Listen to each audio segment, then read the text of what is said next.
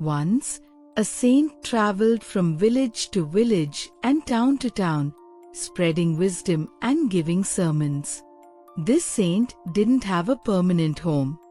He didn't own a hut, an ashram, or a fixed resting place. Often, he thought, if only I had a small place, a hut, an ashram, I wouldn't need to wander so much. I could stay in one place and focus on my teachings. One day, someone told the saint about a king. This king is known far and wide for his generosity, they said.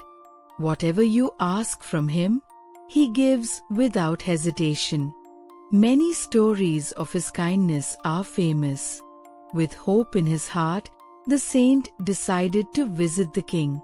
Perhaps he will give me a small piece of land to build my ashram, he thought. When the saint arrived at the palace, he saw a long line of people waiting. The king was fulfilling everyone's wishes, big and small. Finally, it was the saint's turn. The king greeted him warmly and asked, "Respected saint, what can I do for you?" The saint humbly replied, "Your Majesty, I need a small piece of land to build a hut where I can live and share my teachings." The king smiled and asked a simple question that changed everything. "How much land do you need?" The saint hesitated. He began calculating in his mind. 1 acre should be enough. But wait, the king is generous. Maybe I should ask for 2 acres. Or even 5. No, if I'm building an ashram, why not ask for 10 acres? Yes, 10 would be perfect. Lost in thought, he didn't answer immediately. The king noticed his hesitation and said, "Saint, let me make it easy for you. Walk in any direction you choose. Wherever you stop before sunset, all the land you've covered will be yours. But there's one condition. You must return to me before the sun sets. If you don't, you will lose everything." The saint was overjoyed. What a generous king, he thought. Without wasting a moment, he accepted the offer and began his journey. At first, the saint walked at a steady pace, covering a good amount of land. This is enough, he thought. But soon, greed crept in. If I walk faster, I'll get more land, he thought. So, he started running. The king, seeing this, sent 2 horsemen to follow the saint with water and ensure his safety. As the saint ran through forests and fields, the horsemen called out, "Saint, take a break. Have some water." But the saint refused. "No time to stop. I must cover more ground."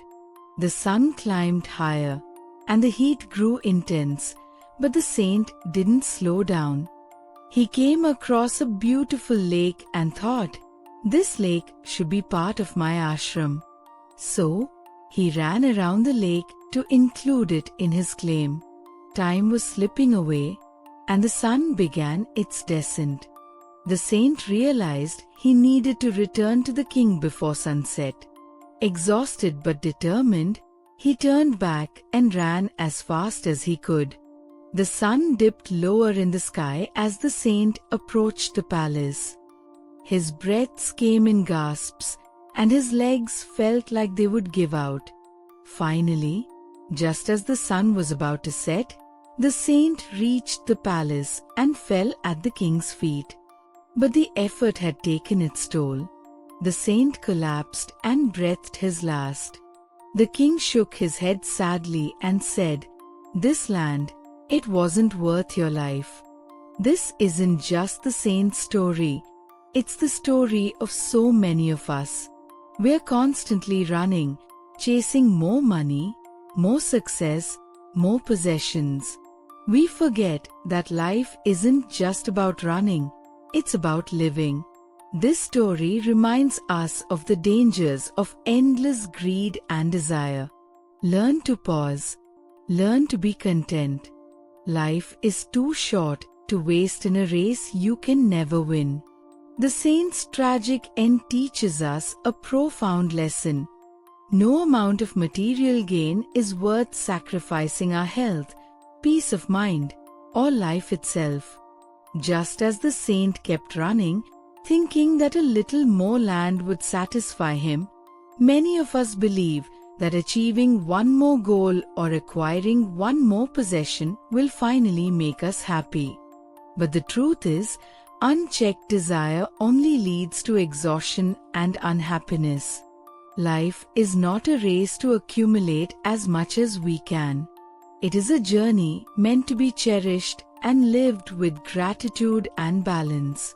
The key to true happiness lies in contentment, understanding our needs versus our wants and recognizing that material things can never fill the void of inner peace.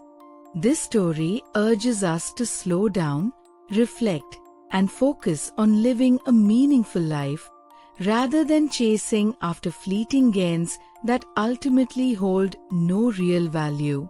If you liked this video, share it with anyone you think could benefit from it. Thank you for following us on this journey.